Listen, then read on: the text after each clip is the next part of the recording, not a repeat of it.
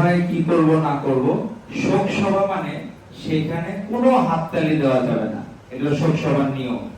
যেখানে আমরা শোভাযাত্রা করব সেখানে আনন্দ করব, কিন্তু শোক সভা মানে যে ব্যক্তির উদ্দেশ্যে করা হচ্ছে তার সেখানে একদম মৌনতা অবলম্বন করতে হবে। আমরা চেষ্টা করব তার যে জীবন বোধ সেখান থেকে যাতে আমরা শিক্ষা নিতে পারি। আমরা প্রত্যেকেই যার যার জায়গা থেকে জিয়াউর রহমান সাহেবকে যেভাবে দেখব, তার আদর্শকে সত্যিকার অর্থে আমরা হৃদয়ে ধারণ করি কিনা সেটি আমাদের জন্য জরুরি। আমরা প্রত্যেকে চেষ্টা করব আমাদের কাজের মাধ্যমে জিয়াউর রহমান সাহেবের সিম্পলিসিটি। আমরা এখনো আমাদের বাসায় দেখা গেল কোনো গেস্ট আসলে আমরা 10, 15, 20 পদ আয়োজন করে তাকে খুশি করার চেষ্টা করি, কিন্তু জিয়াউর রহমান সাহেবকে 2টা তরকারির বেশি যদি দেওয়া হতো তিনি সেটাকে তোষামত মনে করতেন এবং মনে করতেন কোন অনৈতিক উদ্দেশ্য হাসিলের জন্য অতিরিক্ত তোষামতি করা হচ্ছে। উনি কোনোদিন এটা পছন্দ করতেন না। তো আমাদের প্রত্যেকের কাজের মাধ্যমে সেটা প্রমাণ রাখতে হবে যে আমরা সত্যিকার অর্থে শহীদ রাষ্ট্রপতি জিয়াউর রহমান বীর উত্তমকে ধারণ করি কিনা। আপনারা অবশ্যই প্রত্যেকে ধারণ করেন। আমাদের এখানে দেবের সম্মানিত নেতৃবৃন্দ আছেন, বিএনপি নেতৃবৃন্দ, ছাত্র দল আছেন, আপনারা নার্সিং এ আছেন, মেডিকেল টেকনোলজিস্ট আছেন।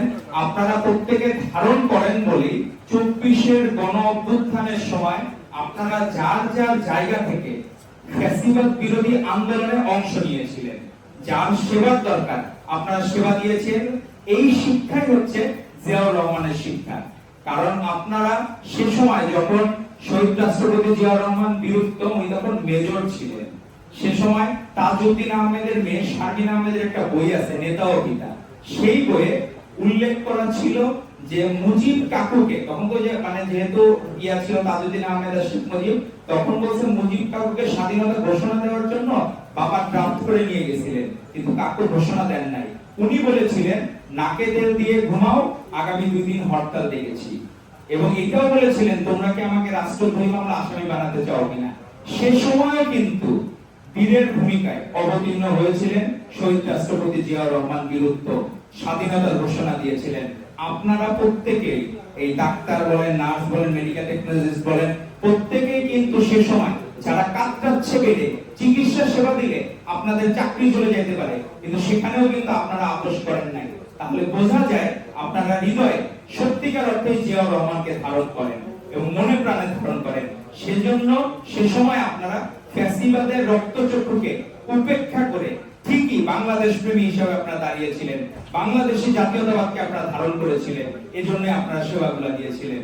এবং আমাদের যত কিছু ভালো তার সবকিছুর সাথে ছিলেন শহীদ রাষ্ট্রপতি জিয়াউর রহমান বীর উত্তম।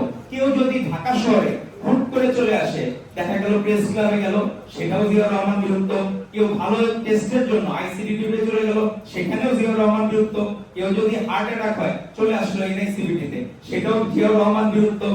বাচ্চার অসুখ চলে গেল শিশু হাসপাতালে, সেখানেও জিয়াউর রহমান বীর উত্তম। তো যত কিছু ভালো সবকিছুর সাথে জিয়াউর রহমান বীর উত্তম। আমরা যদি তাকে সত্যিকার অর্থে হৃদয়ে ধারণ করি তাহলে আমরা আশা করব জনগণ আমাদের পক্ষে থাকবে এবং কোনোদিন আর আমাদের বিরুদ্ধে যাওয়া লাগবে না, যদি আমরা সত্যিকার অর্থে ধারণ করতে পারি। কেউ হাততালি দেওয়ার দরকার নেই। ধন্যবাদ আপনাদের সকলকে।